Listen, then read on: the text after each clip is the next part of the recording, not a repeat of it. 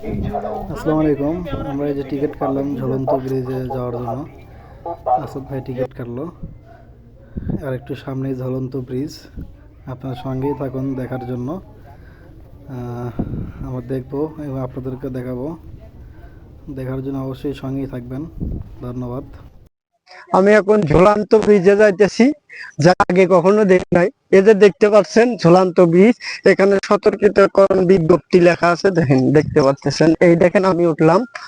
আসলে পরিবেশটা এখানে সুন্দর লাগতেছে, অনেক মানুষ আসছে, তা আপনারা দেখতেই পাচ্ছেন। এই দেখেন এর পাশে পুকুর আছে, অনেক সুন্দর আর কি লাগতেছে, সব দিকে সুন্দর। এখানে অনেক ভাই বোনেরা ছবি উঠাইতেছে।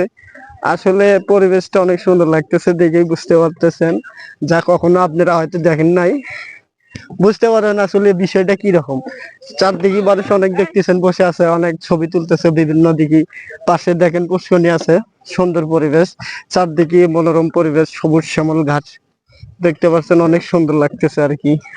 চতুর্দিকে কিরম পরিবেশ, সুন্দর একটা ভালো লাগতেছে। দেখেন অনেক ভাই ও বোনেরা এখানে আসছে। হ্যালো গাইস, আসসালামু আলাইকুম। আমরা এখন বঙ্গবন্ধু সাফারি পার্কে আছি, এই ঝুলন্ত ব্রিজে আসছি।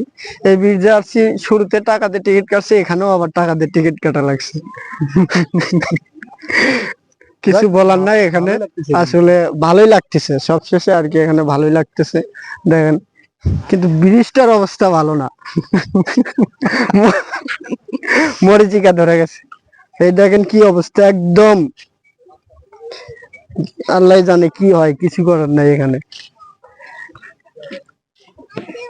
যাই হোক, আমাদের ইচ্ছা ছিল, এখানে আসার ইচ্ছা ছিল আর কি, আইসি, এছাড়া আর কিছুই বলার নেই।